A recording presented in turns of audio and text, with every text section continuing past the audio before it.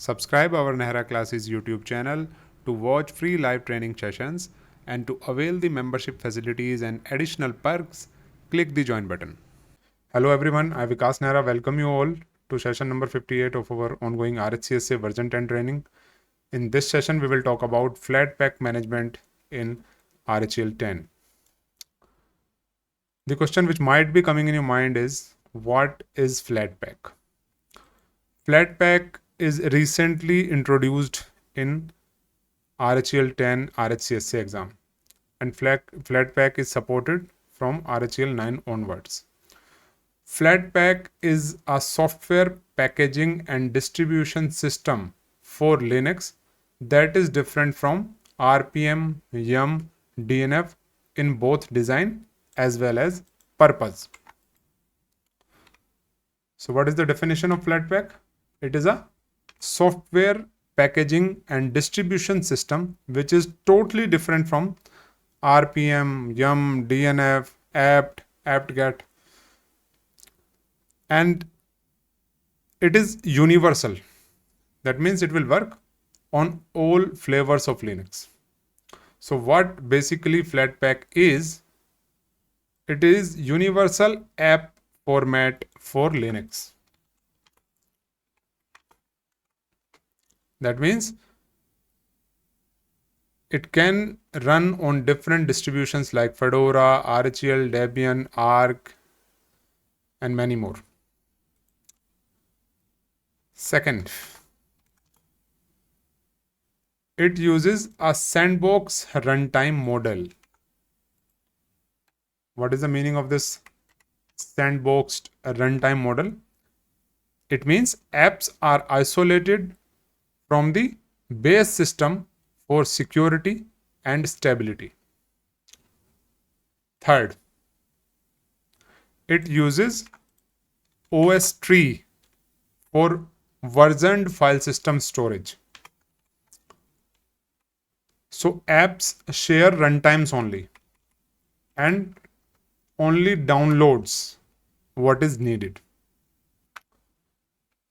So what is Flatpak? Flatpak is a software packaging and distribution system which is totally different from RPM, YUM and DNF, both in design as well as in purpose. It is universal app format which works on all Linux distributions. It uses a sandboxed runtime model. That means apps are isolated from the base system for security and stability, and it uses OS tree for versioned file system storage. Okay. Now the question is, why it exists alongside YUM, DNF or RPM? Let me show you a table.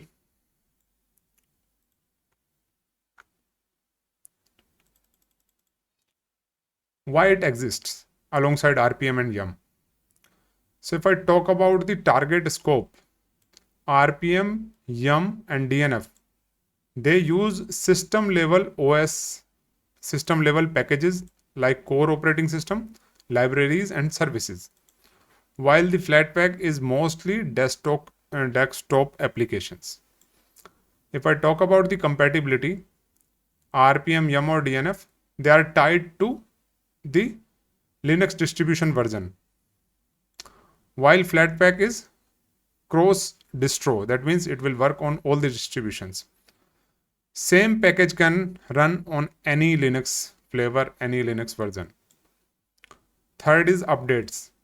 In case of RPM, YUM and DNF, updates are controlled by distribution repositories, while the Flatpak can get latest upstream release directly. In case of RPM, YUM and DNF, sandboxing is not there, while in case of Flatpak, it has built-in sandboxing feature, and it is built in via Flatpak plus bubble wrap. What is bubble wrap? I'll explain after some time.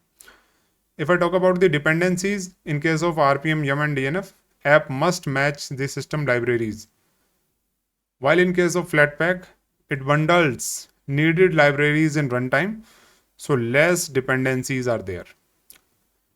That means it uses its own runtimes which has the libraries. Why use Flatpak when you have RPM, yum, and DNF? So there are some additional advantages which are offered by Flatpak, like cross distribution app support. That means Flatpak apps can be executed, can be installed on any Linux version, any Linux flavor. That means same package can work on RHEL, Fedora, Ubuntu, Kali, Mint, etc. Latest app versions. You can bypass distributions slower update cycles, important for desktop apps like GIMP, LibreOffice, VS Code. Third is sandboxing. Sandboxing enhances the security and stability. So it is safer to run untrusted GUI applications there because we are already using sandboxing feature. User level installations available in Flatpak. That means you don't need to have the root access every time. If you want to install a package from the normal user account, you can use -- user flag there. Simplified dependencies. Apps ship with required libraries, so no missing package errors are there. That means you don't need to worry about the libraries, you don't need to worry about the dependencies.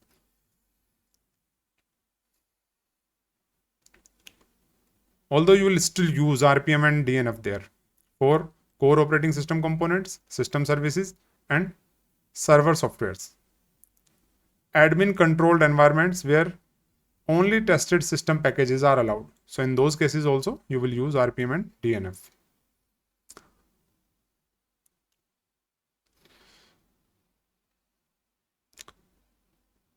So if I talk about the mental model, RPM, yum, and DNF, they are native. System packages like operating system managed, tightly integrated, and no sandbox is there. In case of Flatpak, it is universal. App layer packages are there. That means self-contained, sandboxed, and portable. Flatpak is not replacing RPM or DNF. It is actually complementing them, especially for desktop application delivery. What is Flatpak? It is fully open source. If I talk about the license, it is released under LGPL 2.1 plus license, meaning you can use, modify, and redistribute it freely. Source code is publicly hosted at GitHub. If I talk about the ecosystem, the core Flatpak tools, runtimes, and related operating system tree systems, it uses all are open source. That means you don't need to worry about the licensing, you don't need to pay anything there. If I talk about the community, it is developed openly with contributions from Red Hat engineers, GNOME developers, and wider Linux community. So it has a very huge community. You can audit the code, package it yourself, or even run your own private Flatpak remote without any licensing fee. So Flatpak is actually complementing DNF and RPM. It is not going to replace them.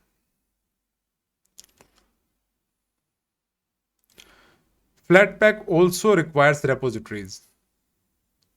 But in Flatpak, we call the registries as remotes. So what do we call the registries there in Flatpak? Remotes.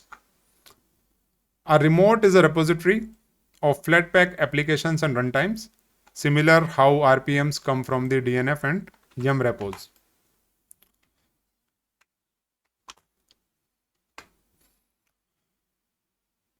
What are Flatpak remotes? They store runtimes. That means shared libraries, environments, applications run on, and applications themselves. So a remote can be a private registry or a public registry.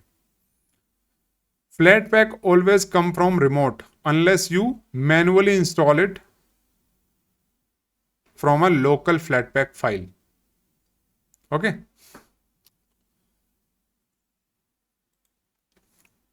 Now, I will talk about the architecture of Flatpak. Flatpak itself does not run as a traditional always on background service or daemon with a dedicated systemd unit like HTTPD, SSHD, etc. That means there is no daemon service always running in the system as a systemd unit. Most Flatpak commands like Flatpak install, Flatpak run are executed on demand via Flatpak CLI. The desktop integration and portable access are handled by a session level service called XDG Desktop Portal. Okay. So I'll show you the architecture also. But before that, let me tell you some of the important points about Flatpak. On some systems, Flatpak system helper is exposed as usr libexec flatpak-system-helper and is started automatically by dbus when needed. Okay. So if you run systemctl list units grep flatpak, you will not find anything there because it's not a persistent daemon. So if I talk about the architecture of Flatpak, you can manage it with the help of CLI commands, but for that you have to install the Flatpak software tool in your machine. So Flatpak CLI is the tool with which you execute the commands. It depends on usr bin flatpak binary file. With the help of this file, it executes.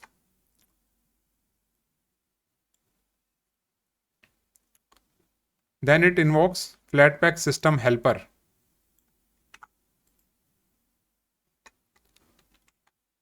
After that, if it needs storage, it uses OS tree storage. That is generally where lib flatpak, where it keeps runtimes and applications which are loaded in the sandbox. Bubble wrap is the sandbox that it uses. And after that, it uses XDG desktop portals as systemd. So there is no flatpak.service. Flatpak runs via CLI and dbus activated helpers. Persistent service like part is this XDG desktop portal. It runs in your user session managed by systemd. If I talk about the storage, system apps live under where lib flatpak and user apps live under .local share flatpak in the home directory of that particular user. If I talk about security, bubble wrap enforces sandboxing. This thing. Okay. Now I will show you how can you manage Flatpak on RHEL 10. So first we will check whether the Flatpak package is installed in our machine or not. So we can execute dnf list installed Flatpak command. So Flatpak is already installed in this machine. You can alternatively check whether the package is available or not by running the rpm-qi command. rpm-qi and the package name. So it is already installed in our machine and all the details are showing up here in the output. If you want to check the version of Flatpak, you can execute flatpak -- version command. So the current version in my machine is 1.16.0. So if it prints a version, you are good. If not, that means Flatpak is not installed in your machine. You need to manually install it. You can install it by running the dnf install command. Dnf install flatpak -y, and it will automatically install Flatpak in your machine. After installing the tool, you can use the Flatpak command. Here there are two options. Either you can use it user wise, that means per user. You don't need to write sudo there. You can simply write -- user. And second scope is you can use it system wide for all the users.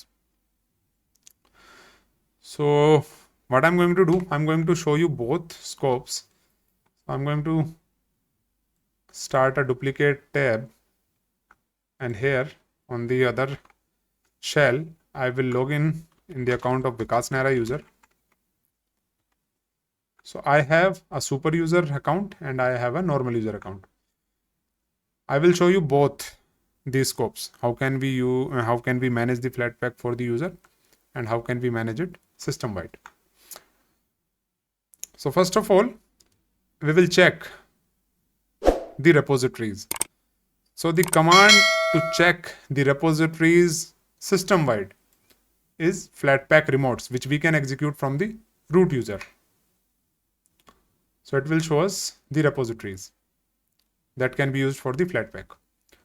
Same command we can execute on the normal user account also. So it will show us, because this is the system wide configuration. If we want to see the Flatpak repositories for the user, we can write there flatpak -- user remotes. So there are no exclusively defined repositories for this user. So how can we add the repository? How can we add the remote there? First, I will show you how can we add the repository system wide. So we can execute flatpak remote add command. Flatpak remote -add -- if not exists Flathub and the repository URL. This will add the repository system wide in my machine.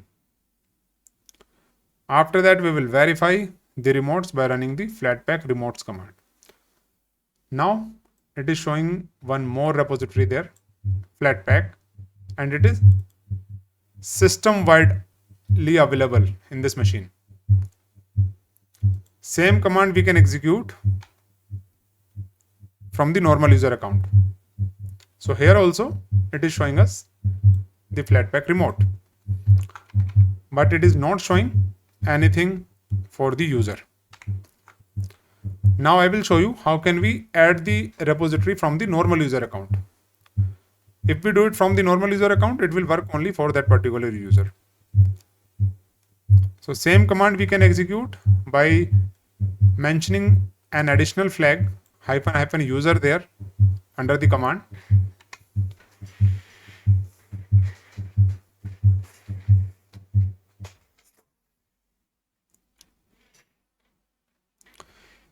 So this is how we can add the Flatpak remote for the user. Now we will again check Flatpak -- user remotes. This time it will show the Flatpak remote for the user. Okay, so this is how we can add the remotes.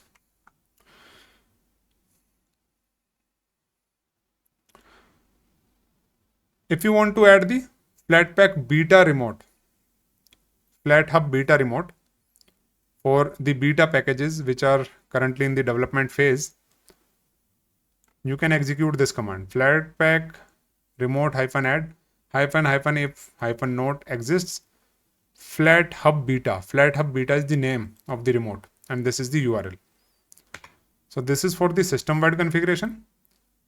And same command we can execute with option -- user for the user, local user, normal user. Now let me show both the scopes. Flatpak remotes showing both. If we want to check it for the user, we can execute flatpak -- user remotes. So for the user also, we have Flathub and Flathub beta. Both are there. Same we can check from the root user account. So we have Flathub and Flathub beta.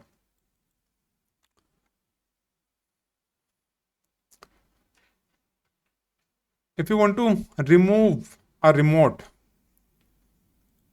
if you don't need it, you can remove it.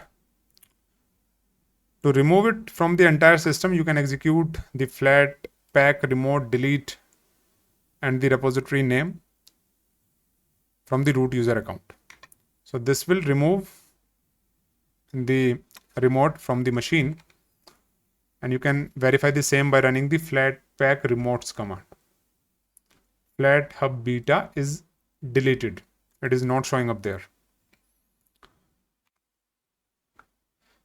Same thing we can do for the normal user account also.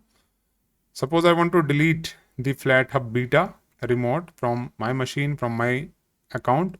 I can execute flatpak -- user remote -delete and Flathub beta. -- user flag is mandatory if you are running the command from the normal user account. Now check for the user remotes. Only Flathub is showing up there. Now I will show you how can you install a package. Install Flatpak app. To install the application, you have to find the exact app ID. How can you find the ID? You can execute Flatpak search command. Flatpak search and the app name. Suppose I want to install GIMP. GNU image processing tool. This is GIMP is a tool which we can use on GUI for image processing. So Flatpak search and the application name we can mention there.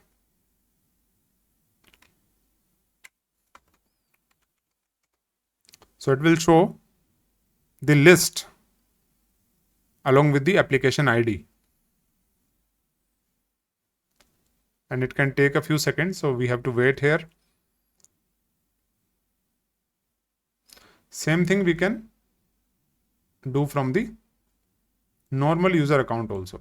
So if we want to install it for that particular user only, we can execute this command from the normal user account.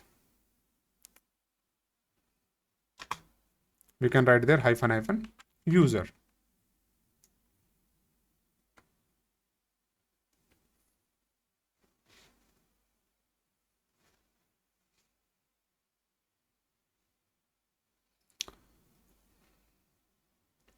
After getting the ID, we can use the ID to install the application.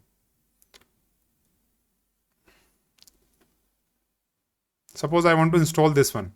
So this is the application ID which I can copy and I can use it to install the application.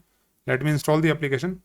Flatpak -- user install -y. Then the remote name Flathub, and after that I can mention the application ID. So it will install the application in my machine. This application works on the GUI. So to verify whether it is installed and working or not, we will move to GUI. We will log in from the Nehra user because we install the package from this user account only.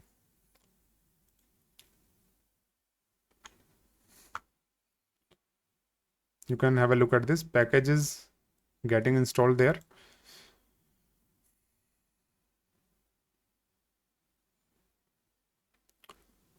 The first time you install from a remote, Flatpak may add required runtimes. That's normal. So if you see no remote reference found or something like that, that means your remote is not added or reachable.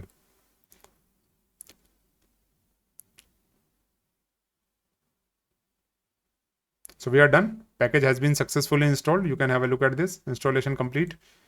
Now let's move on the GUI and let's execute the application. So what we are going to do, we are going to open the terminal here on our GUI.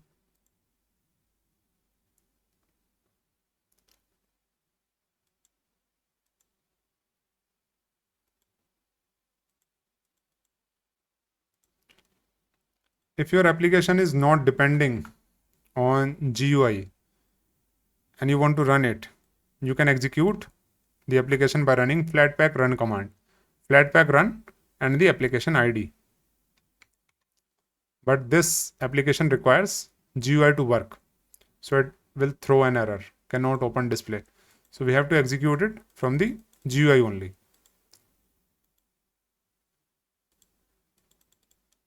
My machine is not responding from GUI. Let me reboot the machine.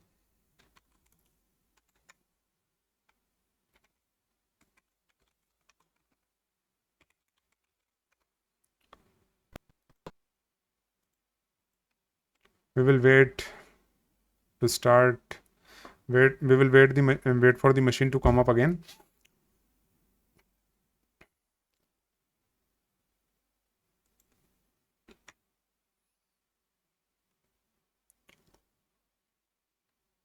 In this similar fashion, you can search for an application. You can copy the application ID and you can use the application ID to install the application there. Flatpak is generally used for the desktop applications, which generally work on GUI. But it doesn't mean that you cannot run the applications from the CLI. You can run the application from the CLI as well.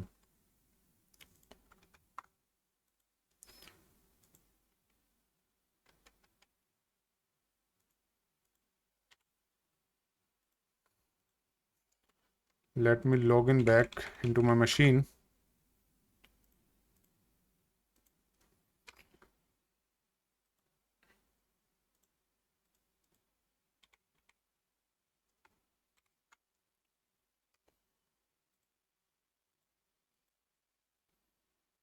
We are back. Let me open terminal here. And here I'll execute the command flatpak run and the application ID.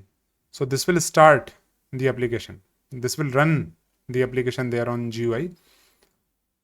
So what is GIMP? It is GNU image manipulation program.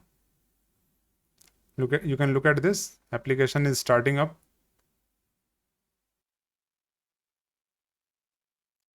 Look at this. Application is ready. Now we can use it from the GUI.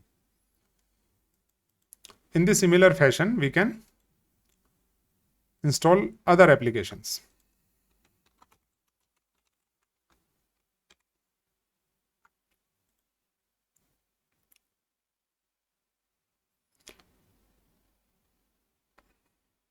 How can you update the applications? You can execute flatpak update -y command. It will update both applications as well as runtimes. If you just only want to update the applications, you can write there -app. If you want to update both, you can execute flatpak update command with option -y. But make sure that if you are running it from the normal user account, you can write there -user as well. Or if you want to update it system-wide, you can directly execute it from the root user account like this. Now I will tell you how can you uninstall a specific app. To uninstall a specific app from the entire system, you can execute flatpak uninstall command. Flatpak uninstall -y and the application ID.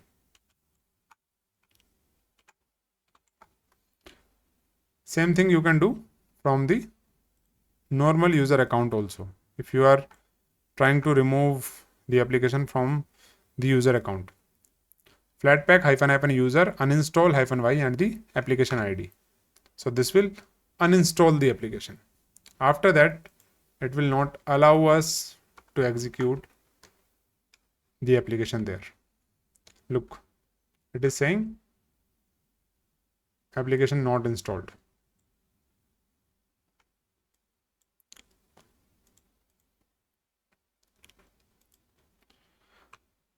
If you want to clean up unused runtimes and dependencies, you can execute flatpak uninstall -y -unused. So this will clean anything that is no longer needed by the applications.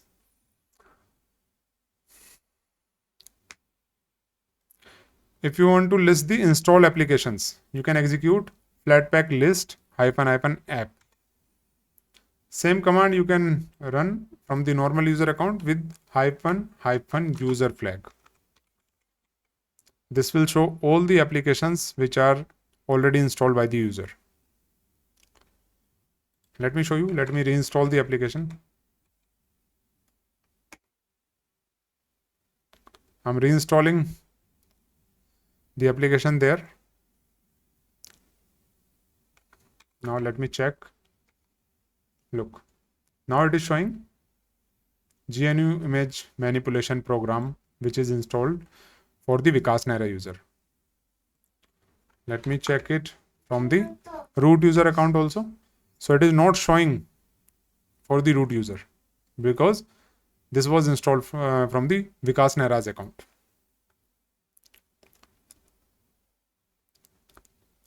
To see the detailed information about an application, you can execute flatpak info command. Flatpak info command will show you the detailed information about an installed application there. This application is not installed for the root user, so it is not showing anything from the root user account. So let's check it from the normal user. Flatpak info and the application ID, and we will write -user as well. Look, it is showing all the details of this installed application. Arc, branch, version, license, origin, collection, everything. And it is also showing whether it is installed for the user or system wide.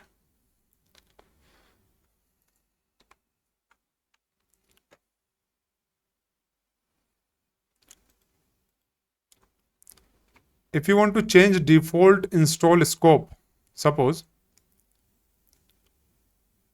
you want to set default to system, that means you want to run it with sudo, you can execute flatpak default -system is equal to true. In case if you don't want to use sudo, which is the current setting in our machine, for that you can execute flatpak default -user is equal to true. So if you want to use flatpak from the super user privileges through a normal user account, you can enable the first option. There you don't need to write -user every time. You can directly run the command with the help of sudo. But that is not good. That is not a good practice. You should ideally keep the second setting. If you want to run an older branch or the specific arc, you can execute flatpak install Flathub, and you can mention the image ID and the URL, stable URL or the branch. Okay. Now I'm going to give you some practice questions, and I have already given the solutions as well. You can try these 20 questions at your own. How will you check if Flatpak is installed on RHEL 10 or not? You can execute flatpak -" version command. How do you install a Flatpak if it is missing? you can execute dnf install flatpak. So you can execute this command. How do you list configured Flatpak remotes? Simply execute Flatpak remotes command. How can you add the Flathub remote to RHEL 10? You can execute Flatpak remote add command, and after that you can mention the repository URL with a repository name, that is Flathub. How do you remove a Flatpak remote? Simply execute Flatpak remote -delete and the remote command, remote name. How can you search and install a package? You can simply search a package by running Flatpak search command. Let me show you. I'm looking for VLC. I can execute Flatpak search VLC, and after that I can install it by using the application ID.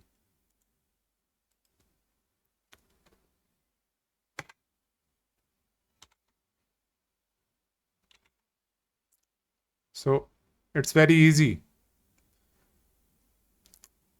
Installing VLC or other tools like VLC on Linux is a bit tricky, but with the help of Flatpak, we can directly install and manage such applications. What is the difference between installing with -- user flag and without? The main difference is if you are installing it for the normal user, you can mention -- user there, which installs the application for the current user only.